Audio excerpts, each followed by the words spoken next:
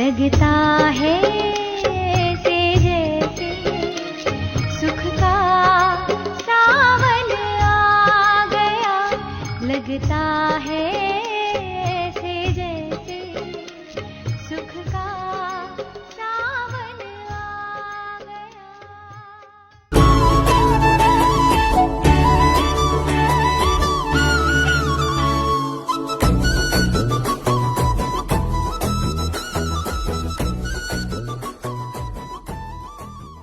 ओम शांति। मेरा नाम है बीके बलदेव पटेल।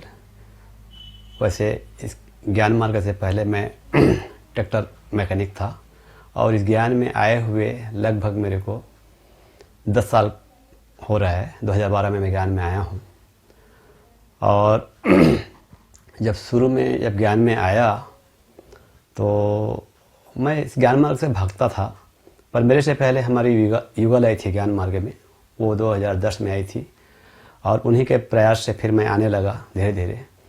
तो जब मैं यहाँ पे सुना कि भगवान आ चुका है तो मेरे को विश्वास ही नहीं हुआ। फिर मेरे को लाती गई युगल, मैं आया। उसके बाद में फिर बिंदु दीदी बोली कि आपको बड़ी दीदी बुला रहे हैं, एक बार बड़ी दीदी से आप चल के मिल लो। तो हम दोनों के दोनों बड़ी दीदी से मिलने गए। तो ऐसे ही बैठे थे सहज रीति से, तो बड़ी दीदी ने बोला कि भगवान आ चुका है और यहाँ पे आप ज्ञान सुनने के लिए आया करो। तो मैं बोला हम कैसे विश्वास करें कि भगवान आ चुका है। तो उन्होंने बोला कि जैसे आपके युगल ने विश्वास किया है, हम बताए हैं, तो वैसे आप भी विश्वास कर लो। तो मैं बोला वो तो भोली भाली है, विश्वास कर लेती है किसी बातों में, पर मेरे को तो नहीं लग रहा है। तो बड़ी दीदी ने कहा कि ठीक है, हम तो बोल रहे हैं भगवान आया है, तो आप कैसे में विश्वास करोगे। तो मैंने बोला, अचानक ऐसी बोल पड़ा कि जब असंभव काम को कोई संभव कर दे तब हम मानेंगे कि भगवान आया हुआ है। तो बड़ी दीदी ने कहा कि ठीक है, आपका जो भी असंभव काम है जिसे आप भगवान से कराना चाहते हो, उस असंभव काम को आप हमको मत बताइए और बाबा कमरे में जाइए और बाबा को बताइए कि मेरा ये काम है करके। और आप रोज़ अमृत बेला 4 बजे रोज़ सवेरे उठना अमृत बेला में, और उस असंभव काम को बाबा को रोज़ बताना कि ये काम को आपको कराना है, तब मैं आपको मानूंगा कि आप आ चुके हो करके। तो मैं बोला ठीक है। उसके बाद मैं चला गया घर। रोज़ अमृत बेला उठता था और मैं फिर उसको मैं सोचने लगा कि मेरा संभव काम को कैसे पूरा होगा करके। तो मेरा संभव काम ये था कि हम उस समय किराए के मकान पे रहते थे, हमारे पास में रहने के लिए घर नहीं था। तो मैं सोचने लगा कि भाई अब भगवान आया है, मेरा बड़ा काम करेगा तो क्यों ना बड़ा सोचा जाए। तो हमने बड़ा मकान के लिए संकल्प किया कि हमारा खुद का मकान हो, और चलते रहे, आते रहे। और ऐसा हुआ कि हम LIG देख रहे थे, मकान लगभग 15 से 20 लाख का। तो मैंने सोचा कि अगर हम 15-20 लाख का मकान लेंगे तब तो फिर वो तो संभव है, तो फिर असंभव कैसे हुआ। तो हम 50 लाख 60 लाख का मकान देखना चालू किए, तब तो हम दीदी को बोल पाएंगे कि ये काम को नहीं करा पाया आपका भगवान करके। उसके बाद में हम एक घर को देखने गए, उस घर का रेट रखा था वो 60 लाख रुपए।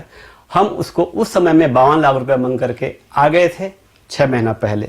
फिर हम बोले कि हमारी हैसियत से बाहर है, उसको नहीं लेंगे करके छोड़ के आ गए थे।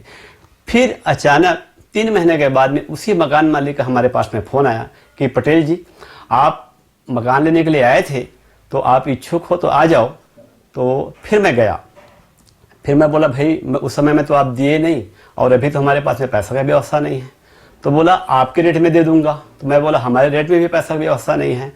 अंत में उस मकान को हम पहले 52 लाख रुपए मांगे थे तब नहीं दिया था, और वही मकान को वो हमको 44 लाख में दिया, और हम 44 लाख रुपए में सौदा हो गया। उसको हम बयाना भी दे दिए 5 लाख रुपए। अब रजिस्ट्री के समय में हमारे पास पैसा नहीं हो पाया। तो हम बोले कि भाई अभी हमारे पास में पैसा नहीं है, आप इस मकान में रहो। तो वो अचानक हमको 2 दिन पहले बोला कि कल रजिस्ट्री में आप खड़े होना, कल रजिस्ट्री करवाएंगे और हमको यहाँ से जाना है हमारे शहर। तो मैं बोला हमारे पास तो पैसे नहीं हैं। तो वो आदमी बोला कि कोई बात नहीं है, 11 लाख रुपए कम पड़ रहा था। तो बोला कि 11 लाख को आप रजिस्ट्री करवा लो, बाद में जब होगा तब दे देना।